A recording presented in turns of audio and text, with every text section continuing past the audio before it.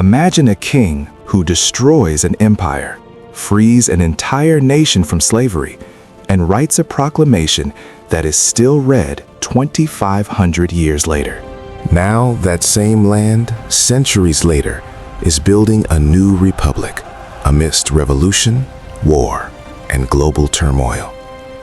This is Iran, not just a country, but a civilization that refuses to fade. Welcome to its epic story.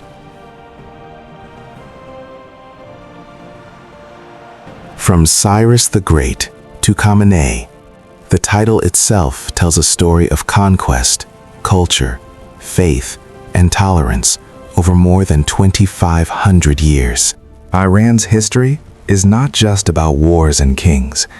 It is the story of a nation that has taken on invaders, reinvented itself, and kept its deep Persian spirit alive, from the Zoroastrian fire temple to the Islamic Golden Age. Tonight, we embark on that journey, from an empire that once stretched from Greece to India, to the rise of Shi'a Islam as the state religion, and through the turmoil of the modern age. By the end, you will understand why Iran is one of the most enduring and misunderstood civilizations in history.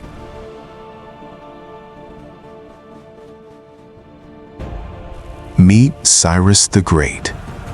In 559 BC, he was just a local ruler in southern Persia. Within 20 years, he built the largest empire in the world. How?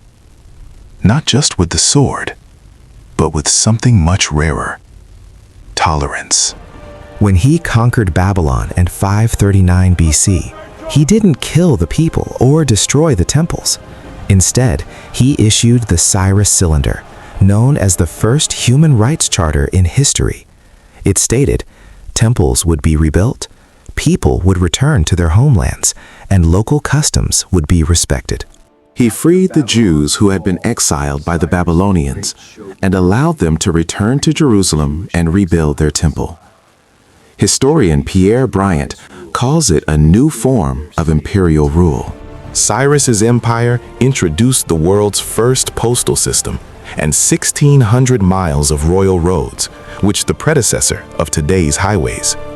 He also introduced the underground irrigation system called the Qanat, which still supplies water to arid Iran today. This was not weakness. This was shrewd statesmanship that kept conquered peoples loyal. Cyrus's successors, Darius and Xerxes, turned Persia into an engineering and administrative powerhouse. They built Persepolis, the ruins of which still fascinate visitors today. But no empire lasts forever.